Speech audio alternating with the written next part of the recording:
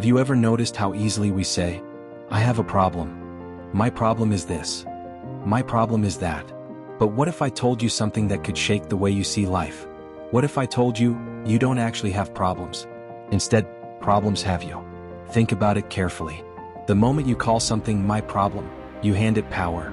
You take something passing, something temporary, and you brand it as part of you. It becomes personal. It becomes heavy. It becomes yours. But here's the truth. Life doesn't give you problems. Life gives you events, situations, circumstances. The problem only appears when you, the ego, grab it, hold it, and say, this is mine. And once you do that, the problem doesn't just exist outside anymore. It starts living inside of you. It sits in your mind, repeating. It weighs down your chest. It keeps you up at night. It drains your energy. Why? Because now it's not just a situation. It has become part of your identity. You don't have problems. Problems have you. They own your attention. They control your emotions. They feed on your energy. But only because you gave them ownership. Imagine this. A storm passes over the ocean. Waves rise, crash, thunder roars. But deep down at the bottom of the ocean there is silence. No storm can touch it. That deep stillness is who you really are. The surface waves, the storms, are what we call problems.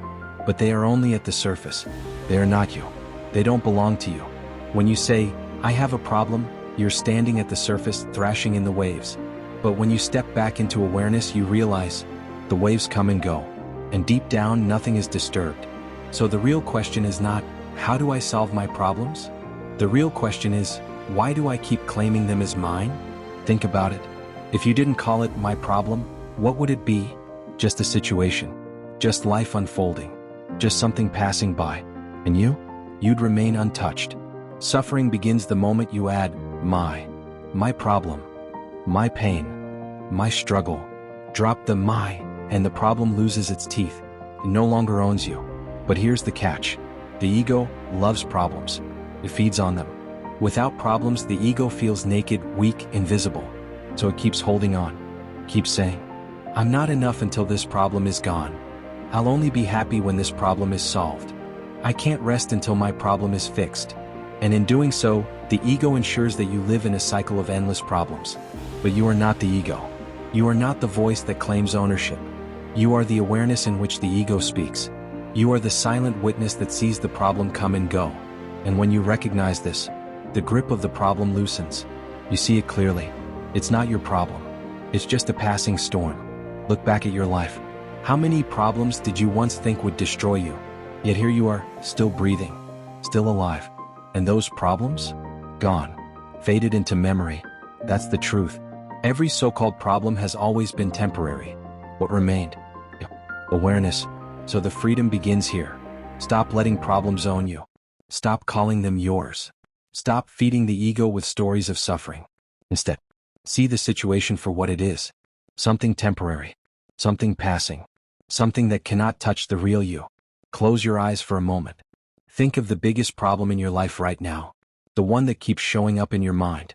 The one that feels heavy. Now, picture it as an object. A heavy stone, a dark cloud, a knot of rope. See it clearly. Now ask yourself, who is it heavy for? Who is it weighing down? It only feels heavy because you keep holding it. You keep saying, this is mine. Now imagine dropping it. Letting the stone fall. Letting the cloud drift away. Letting the rope loosen. Notice something. You're still here. Untouched. Unharmed. Free. This is the truth. You don't have problems. Problems only have you when you let them. But when you step back into awareness, they dissolve. They lose their grip. They can no longer own you. So next time you catch yourself saying, my problem is, stop, pause, and ask yourself, what if it's not mine at all? Because the moment you see through the illusion, you are free.